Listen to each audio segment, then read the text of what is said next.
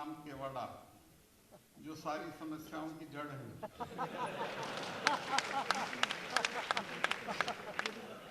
ये आदमी को बेला फुसला के ले आते हैं, फिर उसका तेल निकाल देते हैं। आप लोग सारे लंच छोड़ के बैठे, खाना नहीं खाया किसी ने दोपहर का, भूखे और थके हुए, और सुबह से भाषणों का इंजेक्शन ले रहे हो। अब मुझे कहा गया कि मैं भी आपको वही चीज दूं, तो मेरी समझ में नहीं आ रहा कि अत्याचार मैं आपके साथ कैसे करूं।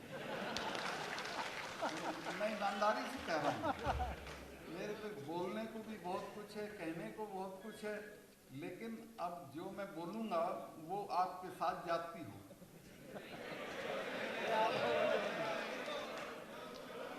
लेकिन ये आपको ही सुनना है। बहुत पवित्र मौका है। वीर तेजा जी के नाम पे कोई चीज हो रही है तो उसमें कोई बदसूरती नहीं करनी चाहिए, लिहाजा मैं इस बात को खुद भी बर्दाश्त कर रहा हूं और आप भी थोड़ी देर बर्दाश्त कर रहे हैं। ये जो प्रयास कर रहे हैं रामस्वरूप जी और इनके साथी, ये बड़ा काम है।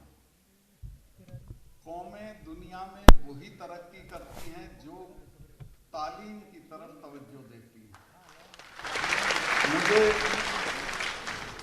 एक बात याद आती है जो मैं बहुत जगह बोलता हूँ, कॉन्वोकेशन में खासतौर पर गवर्नर बुलाए जाते हैं तो मैं सब जगह कहता हूँ कि लंदन में जब बड़ी लड़ाई हो रही थी जिसको वर्ल्ड वार सेकेंड बोलते हैं, तो उस वक्त बजट पेश किया गया। उस बजट में सब मदों में कटौती की गई, लेकिन शिक्षा की मद में कोई कटौती नहीं की गई। तो ओपोजिशन ने कहा कि इसमें क्यों नहीं आपने कटौती की। प्रधानमंत्री ने कहा कि देखिए लड़ाई चल रही है, पुल टूट जाएंगे दोबारा बन जाएंगे, कारखाने बर्बाद हो जाएंगे दोबारा खड़े कर लेंगे, घर भी गिर जाएंगे तो फिर तामीर कर लेंगे, लेकिन अगर एक पीढ़ी बर्बाद हो गई तो दोबारा खड़ी नहीं हो सकती। लिहाजा शिक्षा की मद में कोई कटौती नहीं होगी। तो जिस कौम का ये दृष्टिकोण था उसी ने सारी दुनिया पे राज किया। जो कौमें एजुकेशन में पिछड़ती चली गई वो बर्बाद होती चली गई। मैं आपसे निवेदन करता हूं कि इस बात का महत्व हमें जितनी जल्दी समझ लेंगे, हमारे पास कुछ नहीं है, राज नहीं है, रजवाड़े नहीं हैं, कारखाने नहीं हैं, फैक्ट्रियां नहीं हैं, बहुत पैसा भी नहीं है, होगा काम चलाओ, ये कोई पैसा नहीं होता जितने पे हम लोग इतरा रहे हैं।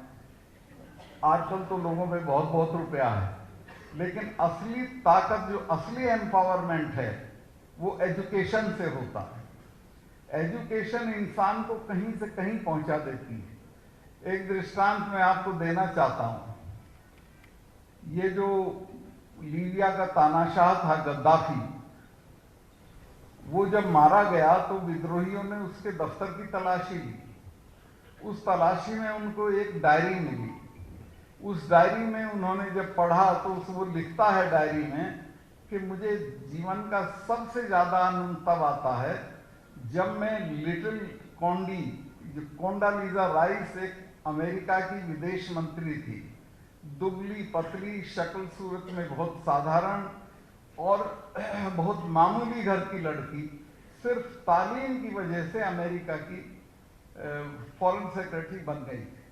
तो वो लिखता है कि जब वो लिटिल कॉन्डी शेखों को धमकाती है तो मुझे बहुत आनंद आता है। तो लिटिल कॉन्डी शेखों को अमेरिका की ताकत पे धमकाती थी, और अमेरिका की ताकत लिटिल कॉन्डी को मिली थी उसकी तालीम की वजह से। तो तालीम आदमी को वहां पहुंचा देती है। अमेरिका का उसी दौरान का जो प्रेसिडेंट था ओबामा, उसका तो बाप भी छोड़ के चला गया था, नानी ने पाला था, बहुत गरीब घर से था, लेकिन सिर्फ तालीम के कारण वो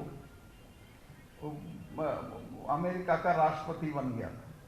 तो तालीम आदमी को कहीं से कहीं पहुंचा देती है। इस बात को हमें समझ लेना चाहिए, और समझने आने की बात है। अभी जिनको हमने इनाम दिए हैं, तालीम में ये कोई कलेक्टर हो जाएगा, कोई कमिश्नर हो जाएगा, कोई कहीं होगा, कोई कहीं सलामी ले रहा होगा, अदरवाइज संभव था क्या? बिल्कुल संभव नहीं। सिर्फ तालीम आपका सबसे बड़ा हथियार है। तालीम